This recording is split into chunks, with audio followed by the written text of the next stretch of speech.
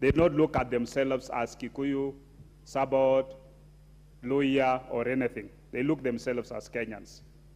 This issue of people talking of maybe the Kalenjin nation, the Kikuyu nation, it is we politicians who are polluting the Kenyans. But when you sit down with your child to speak at home, they never think of themselves as any other person. They think themselves as Kenyans. And it is upon us to cultivate that culture among our people. In the President's speech, Honorable Speaker,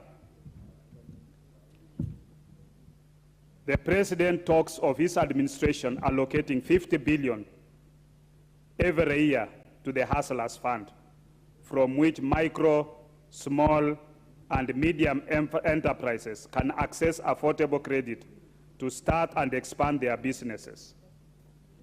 Many Kenyans outside there are looking forward to this Hustler Fund, and they are looking into this House to see what legislation we can be able to provide, because as far as the President is concerned, he laid down his policy. He didn't have to give the details. It is upon us, because I've heard some people talk about why we've seen the President's speeches being very short. It lacks the details. It is the details that it is upon this House to come up with. How do we operationalize the Hustler Fund?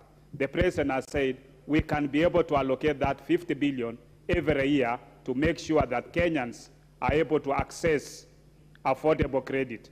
They are able to access the Hustler Fund and do businesses. The mamambogas, the border-borders, and everybody who is outside there, your constituents.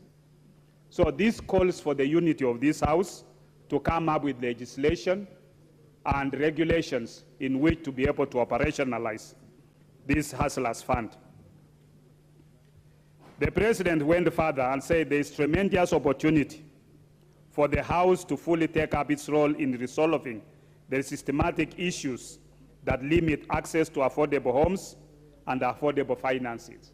And we've seen the President the other day going to Mukuru kwa Njenga and launching the housing project.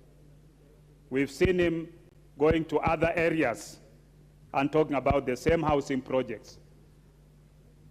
My friends, Honorable Kaluma and others from Homabay, you missed an opportunity, because I think your people, I don't know whether in Homabay town, people must be, I don't know whether they have enough affordable houses.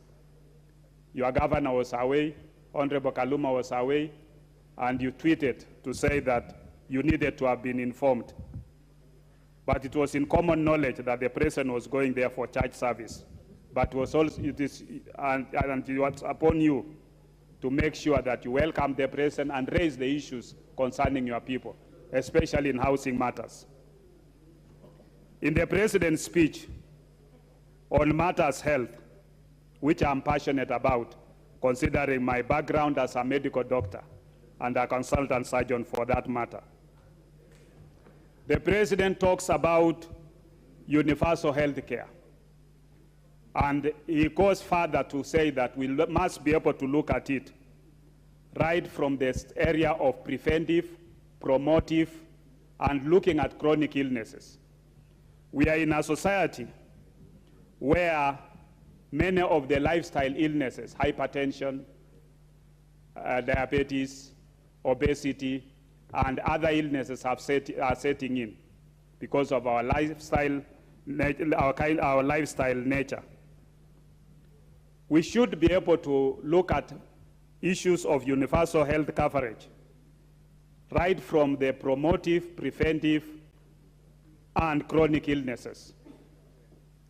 We should also be able to make it affordable for every Kenyan, that every Kenyan can access insurance cover,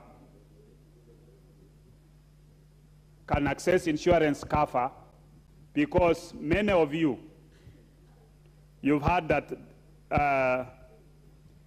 we are moving ATMs. Many of you, when you go home, our constituents will come and say, I need a Harambe because I have a huge hospital bill for my father, for my brother, for my sister. And it's not possible for all of us to raise to be able to be raising that money for Harambee every now and then. But if this